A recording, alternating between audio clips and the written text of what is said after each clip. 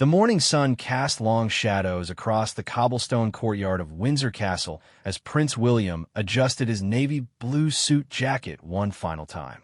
Inside the private quarters, Catherine, Princess of Wales, stood before an ornate mirror, her reflection showing a woman who had learned to carry herself with grace under the most challenging circumstances. Today would mark their first public appearance since Prince Harry's explosive memoir Spare had sent shockwaves through the British monarchy and beyond. The past weeks have been a whirlwind of private meetings, heated discussions behind closed doors, and careful strategizing with palace advisors. Every newspaper headline seemed to dissect another revelation from Harry's book, each more damaging than the last. The allegations about private family conversations, the claims about William's temper, and the detailed accounts of arguments had left the royal household reeling. Catherine smoothed down her emerald green coat dress, a choice that had been deliberated over for hours. Every detail of their appearance would be scrutinized, analyzed, and interpreted by millions around the world. The color green had been selected deliberately. It represented growth, renewal, and hope. These were the messages they wanted to convey without saying a single word about the family crisis that had dominated headlines for weeks. William paced near the window, his hands clasped behind his back in a gesture that had become his father's trademark. The weight of being heir to the throne had never felt heavier.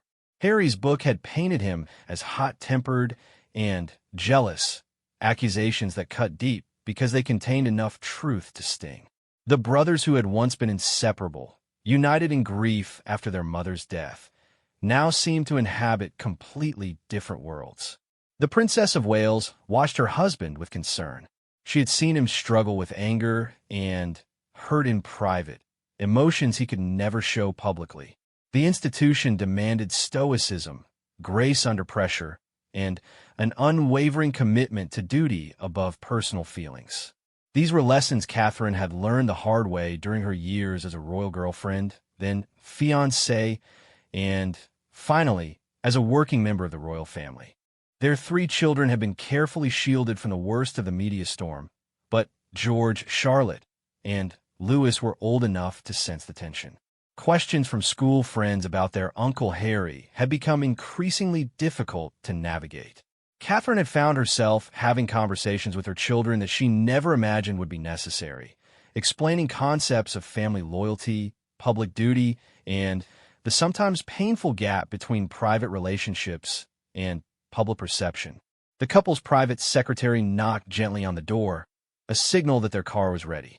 Today's engagement was at a youth center in Birmingham, chosen specifically because it represented the kind of hands-on charitable work that had always been their strength. The irony wasn't lost on either of them that Harry's book had accused them of being out of touch with ordinary people. Yet here they were, preparing to spend the day with teenagers from disadvantaged backgrounds. As they made their way through the castle's corridors, staff members offered polite nods and encouraging smiles. The household had been briefed extensively on how to handle any questions about the book, but the unspoken support from those who worked closest to them meant more than any official statement ever could. William paused at the entrance to their private chapel, a space where both he and Catherine often found solace during difficult times.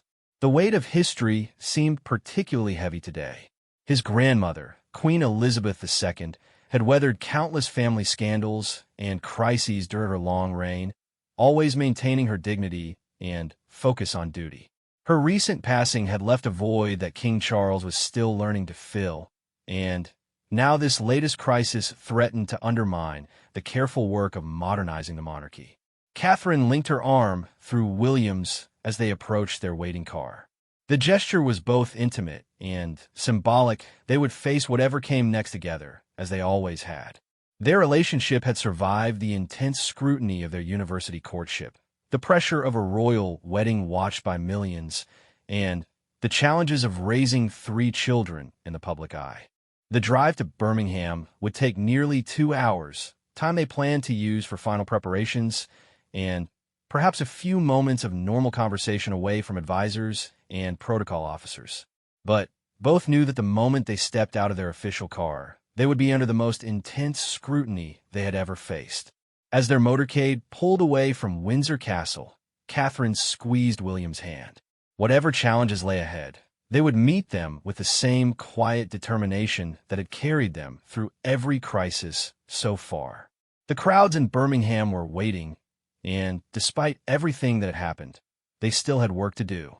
The streets of Birmingham buzzed with anticipation as word spread that the Prince and Princess of Wales were making their way to the city center. Despite the controversy surrounding Harry's memoir, hundreds of well-wishers had gathered along the route, many carrying flowers, homemade signs, and Union Jack flags. The sight both heartened and surprised the royal couple as their motorcade wound through the familiar streets they had visited many times before. Local police had prepared for various scenarios, unsure whether the public reception would be supportive or hostile given the recent revelations. Social media had been alive with debate about the royal family's response to Harry's claims, with opinions sharply divided between those who supported the working royals and those who felt Harry had been unfairly treated by the institution. Inside the car, William and Catherine reviewed their briefing notes one final time. The youth center they were visiting served over 300 young people from across Birmingham, offering everything from job training to mental health support. It was exactly the kind of grassroots organization that both royals felt passionate about, and their visit had been planned months before Harry's book was even announced. The Princess of Wales had spent considerable time preparing for today's conversations with the young people they would meet. She knew that authenticity would be crucial. These teenagers would see through any attempt at superficial engagement. Her own work on early childhood development and mental health had taught her the importance of genuine connection, especially with young people who had often been let down by adults in positions of authority. As they approached the youth center, the sound of cheering became audible even through the armored windows of their vehicle. Catherine felt a flutter of nervous energy, the same feeling she had experienced before her wedding day or major speeches. The difference today was the added weight of knowing that every gesture, every smile, every word would be analyzed for signs of how the family was coping with Harry's revelations. The car slowed to a stop outside a modern building decorated with colorful murals painted by local young people. Staff from the youth center had lined up outside, their excitement barely contained despite attempts at professional composure. The center's director, Maria Santos, had worked for over 20 years with disadvantaged youth and had met many politicians and celebrities, but today felt different. The royal couple's visit came at a time when the monarchy's relevance was being questioned more intensely than ever. William stepped out of the car first, his smile genuine despite the circumstances. The crowd's reaction was immediate and overwhelmingly positive. Cheers erupted from the barriers where people had waited for hours to catch a glimpse of the future king and queen. Some shouted words of support, others simply applauded, and many held up phones to capture the moment.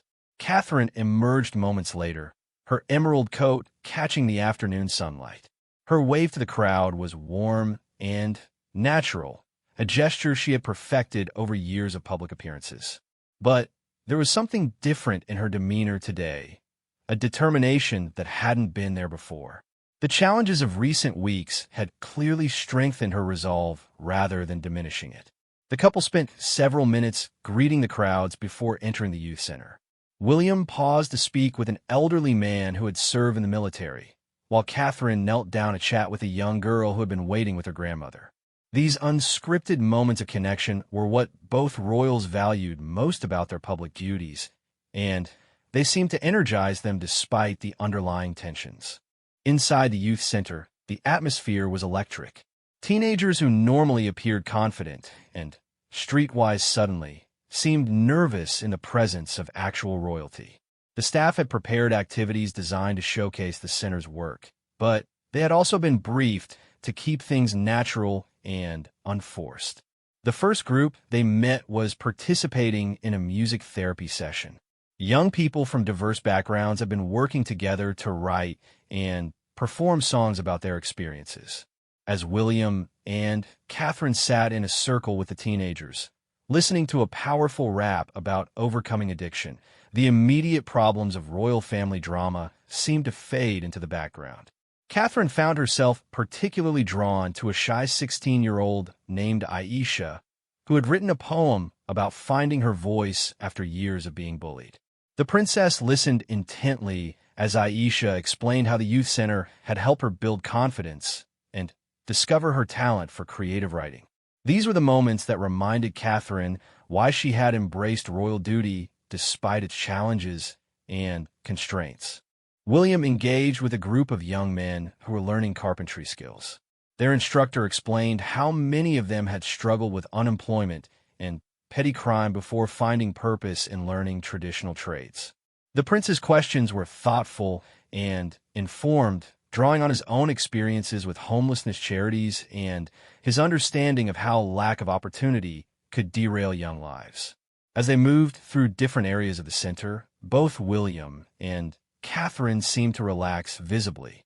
The genuine enthusiasm of the staff and young people created an atmosphere that felt far removed from palace politics and media scrutiny.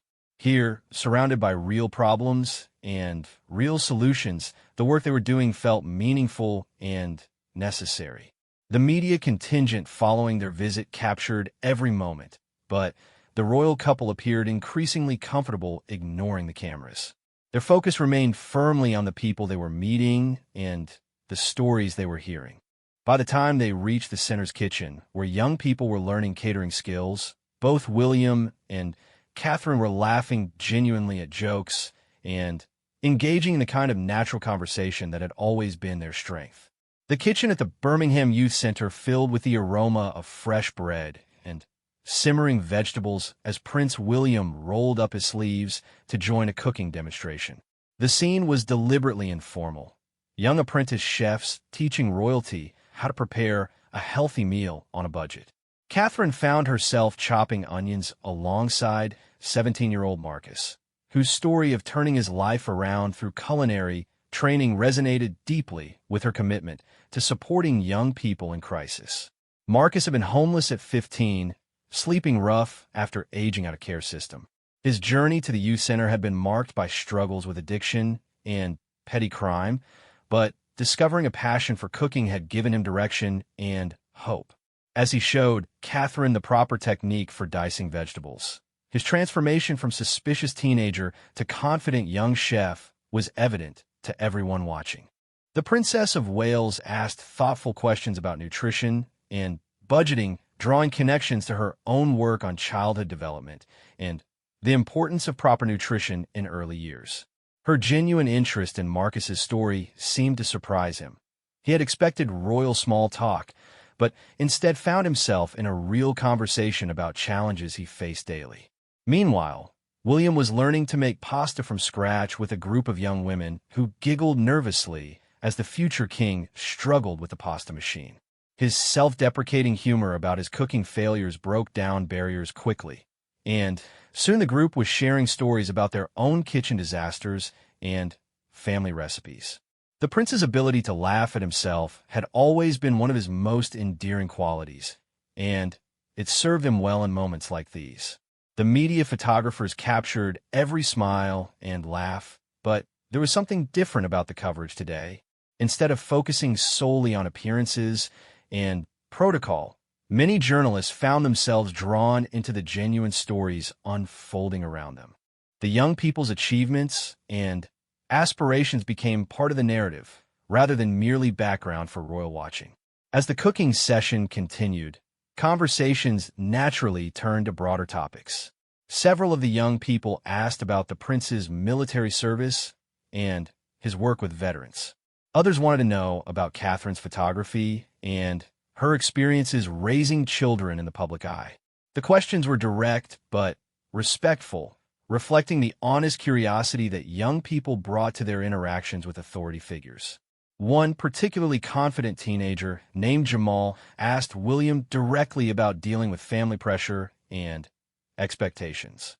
The question hung in the air for a moment, clearly loaded with awareness of recent events, but William answered thoughtfully about the importance of communication and understanding different perspectives. His response was diplomatic but genuine, acknowledging that all families face challenges while emphasizing the importance of working through difficulties together. Catherine fielded a question about social media criticism with equal grace, explaining how she and William tried to focus on the positive impact of their work rather than getting caught up in negative commentary. Her advice to the young people about developing resilience and maintaining perspective felt particularly relevant given the current circumstances. The lunch they prepared together was served at long tables that brought together young people, staff, and royal visitors in an atmosphere that felt remarkably normal.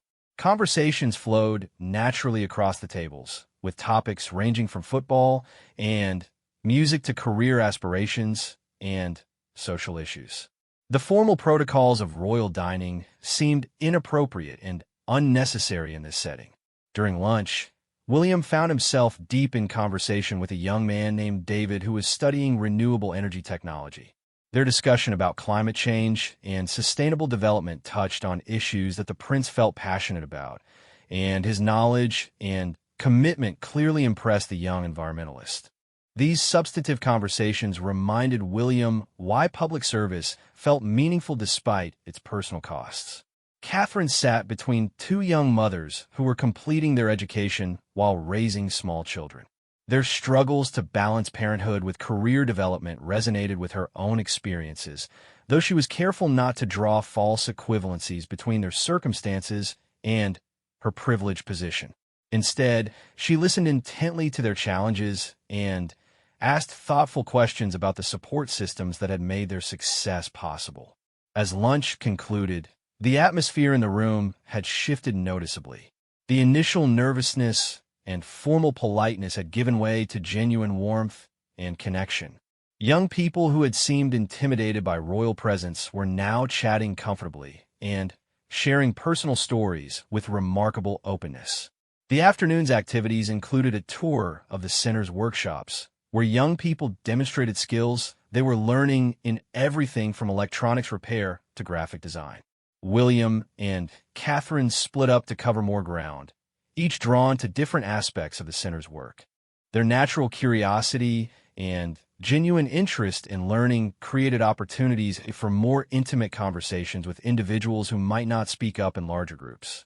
In the electronics workshop, William met Sarah, a young woman who had discovered a talent for computer programming after struggling with traditional academic subjects. Her story of finding confidence through technology connected to his own interests in innovation and digital development. Their conversation about career opportunities in tech led to discussions about breaking down gender barriers in traditionally male-dominated fields. Catherine spent time in the art therapy room, where young people were working on a mural depicting their hopes for the future. The powerful imagery and personal stories behind each section of the mural moved her deeply. She listened as teenage artists explained their work, sharing experiences of trauma, recovery, and dreams for better lives ahead.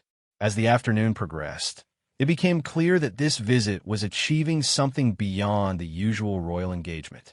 The combination of genuine interest from William and Catherine, the authentic stories from young people, and the relaxed atmosphere had created something special.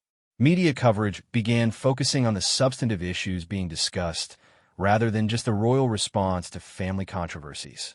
As the afternoon sun began to cast longer shadows across the youth center, preparations began for the most anticipated part of the visit, a community gathering where William and Catherine would address the young people and local supporters who had gathered. Word had spread throughout Birmingham about the warmth and authenticity of the royal couple's interactions, and the crowd outside had grown considerably larger than originally expected. The youth center's main hall had been transformed for the occasion, with seating arranged in a way that would allow for interactive discussion rather than formal speeches. The organizers had deliberately avoided the typical setup of raised platforms and formal podiums, instead creating an environment that would encourage genuine dialogue between the royals and their audience. Catherine took a few quiet moments in a side room to review notes she had taken during the day's conversations. Her training as a photographer had taught her to observe details, and she had mentally cataloged numerous stories and insights that she wanted to reference in her remarks. The princess understood that authenticity would be crucial, The young people she had met today had an excellent sense for detecting insincerity. William stood near a window overlooking the center's courtyard, where he could see the crowd continuing to grow. Local families had brought children, elderly residents had come despite mobility challenges, and teenagers from across the city had made their way to the center. The diversity of the gathering reminded him of why he and Catherine had always felt more comfortable at grassroots events than formal state occasions. The couple's private secretary approached with final logistics and reminders about timing, but both William and Catherine were experienced enough to know that the most important moments couldn't be scripted. Their success today would depend on their ability to connect genuinely with people who were dealing with real challenges and had little patience for empty platitudes or royal privilege. As they entered the main hall together, the applause was immediate and enthusiastic. The sound was different from the polite clapping they usually received at formal events. This was warmer, more personal, and carried an undertone of genuine appreciation for the time and attention they had given throughout the day. The hall was packed beyond its usual capacity, with people standing along the walls and sitting on the floor near the front. The energy was electric but also respectful, reflecting the careful balance between excitement about meeting royalty and awareness of the serious issues that had brought everyone together. William spoke first, abandoning any prepared remarks to address the room in a conversational tone that immediately put people at ease. He referenced specific conversations from the day, mentioning Marcus's cooking skills, Sarah's programming talents, and David's environmental passion. By making these personal connections, he demonstrated that the day's interactions had been meaningful to him rather than merely ceremonial. His words about the importance of supporting young people in achieving their potential resonated particularly strongly because they came after hours of genuine engagement rather than as abstract policy statements. The prince's obvious respect for what the youth center was accomplishing gave his remarks a credibility that purely ceremonial visits rarely achieved. Catherine followed with reflections on the resilience and determination she had witnessed throughout the day. Her comments about the young mother she had met struck a particularly powerful chord with the audience, many of whom were dealing with similar challenges of balancing family responsibilities with educational or career goals. The princess spoke about the importance of community support systems and how places like the youth center provided not just services but also hope and connection. Her observations were specific enough to demonstrate genuine attention to what she had experienced, but general enough to resonate with broader themes that everyone could relate to. What followed was something unexpected in royal visits, a genuine question and answer session where young people felt comfortable asking direct questions about everything from royal duties to personal challenges. The informal setting and the day's positive interactions had created an atmosphere where normal protocol seemed less important than honest dialogue. One young woman asked Catherine about dealing with criticism and negativity, a question that obviously carried current relevance, but was asked respectfully and with genuine curiosity about developing resilience. The princess's response focused on the importance of staying grounded in meaningful work and surrounding yourself with people who share your values. Another participant asked William about his military service and how those experiences shaped his approach to public duty. His answer revealed thoughtful reflections on leadership, service, and the importance of understanding different perspectives, themes that resonated with recent challenges he had faced in his personal life. Perhaps most significantly, several young people asked about the royal family's commitment to supporting youth organizations like theirs. Their questions weren't about funding or policy details, but about whether the attention they were receiving today would translate into ongoing support and advocacy for their work. Both William and Catherine responded with specific commitments about continued engagement and ways they could help amplify the center's success stories. Their promises felt credible because they came after a day of detailed learning about what the organization actually needed and accomplished. As the formal portion of the gathering concluded, the couple moved through the crowd for individual conversations that lasted much longer than usual. The relaxed atmosphere and Genuine connections formed during the day made these interactions feel natural rather than rushed or artificial. The media coverage that evening would focus heavily on the warmth of the public reception and the substantive nature of the discussions. Commentary noted how different this visit felt from typical royal engagements, with genuine policy discussions and personal connections taking precedence over ceremonial elements. Local news coverage captured not just the royal visit, but also the stories of individual young people who had shared their experiences throughout the day. The youth center's work received more detailed attention than it had ever received before, with follow-up stories planned about several of the people who had participated in the day's activities. As evening approached, and the time came for William and Catherine to depart Birmingham, the atmosphere outside the youth center had transformed into something resembling a community celebration.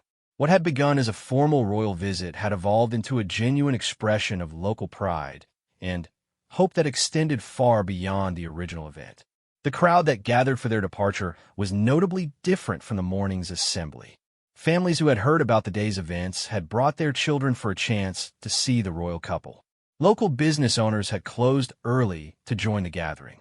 Teenagers from other parts of the city had made their way to the center, drawn by social media posts and word of mouth about the positive atmosphere. Inside the youth center, final conversations were taking place that would last in memory long after the cameras stopped rolling. Catherine had exchanged contact information with several of the young mothers she had met, promising to follow up on their educational journeys. William had committed to connecting some of the environmentally focused young people with experts in renewable energy who could provide mentorship and guidance. The center's director, Maria Santos, reflected on how the day had exceeded every expectation. Rather than a brief ceremonial visit, the royal couple had engaged deeply with the center's work and the young people it served. Their questions had been thoughtful, their attention genuine, and their commitment specific enough to suggest real follow-through. As William and Catherine prepared to leave, they took time to thank each staff member individually, acknowledging the challenging work they did daily with limited resources but unlimited dedication. The princess made particular mention of how impressed she had been with the holistic approach the center took to youth development, addressing not just immediate needs but long-term potential. The prince spoke privately with several of the young people who had shared particularly challenging personal stories throughout the day. His conversations were brief but meaningful, offering encouragement and expressing confidence in their ability to achieve their goals. These individual moments of connection had become hallmarks of both William and Catherine's approach to public engagements. When they finally emerged from the building, the crowd's response was overwhelmingly positive. Cheers erupted from multiple points in the gathering, and many people held up phones to capture what had become a historic moment for the local community. The applause continued for several minutes, with people shouting words of support and appreciation for the time the royal couple had invested in their community. Catherine paused to receive flowers from several children in the crowd, taking time to kneel down and speak personally with each young person who approached.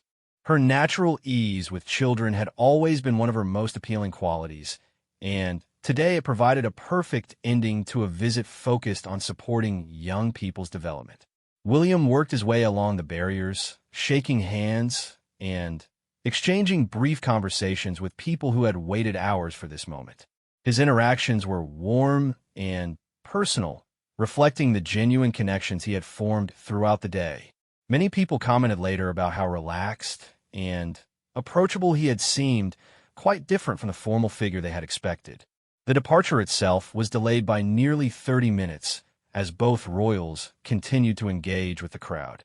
Their security team remained patient, understanding that these unscripted moments often provided the most meaningful connections of any public engagement. The spontaneous nature of the extended interactions felt authentic in a way that carefully choreographed events rarely achieved. Local media captured not just the departure, but also conducted impromptu interviews with community members about their impressions of the day. The responses were remarkably consistent. People felt heard, valued, and optimistic about continued royal support for their community's initiatives. Many expressed surprise at how down-to-earth and genuinely interested the royal couple had been. As their motorcade finally pulled away from the youth center, William and Catherine could see people still waving and applauding from the sidewalks. The success of the day was evident not just in the positive crowd response, but in the substantive connections that had been formed and the commitments that had been made for future collaboration. The drive back toward London provided time for the couple to reflect on what had been an emotionally challenging but ultimately rewarding day. Both felt that they had demonstrated something important about their approach to royal duty, that meaningful public service required genuine engagement with real issues and real people, regardless of whatever personal or family controversies might be dominating headlines. Catherine reviewed the notes she had taken throughout the day, already thinking about how to follow up on the commitment she had made and the connection she had formed. The princess had learned early in her royal career that the most important work often happened after the cameras stopped rolling, in the sustained relationships and ongoing support that could make real differences in people's lives. William found himself thinking about the broader implications of the day's success. The overwhelmingly positive response from the Birmingham community suggested that public support for the monarchy remained strong when royal family members focused on substantive work rather than personal drama. The lessons seemed clear. Authentic engagement with meaningful issues resonated more powerfully than any amount of media management or public relations strategy. The evening news coverage that night led with images of the enthusiastic crowds and heartwarming moments of connection between the royals and young people. Commentary focused on how the visit had demonstrated the monarchy's continued relevance when focused on practical support for community organizations and social issues. Social media response was equally positive, with many of the young people who had participated in the day's activities sharing their experiences and expressing gratitude for the attention their stories had received. The Youth Center reported a surge in volunteer inquiries and donation offers from people who had been inspired by the coverage of their work. Perhaps most significantly, the day's events had shifted the media narrative away from family controversies towards substantive discussions about youth development, community support, and the role of public service in addressing social challenges. The success felt like validation of William and Catherine's long-held belief that focusing on meaningful work would ultimately prove more powerful than responding directly to personal attacks or family disputes.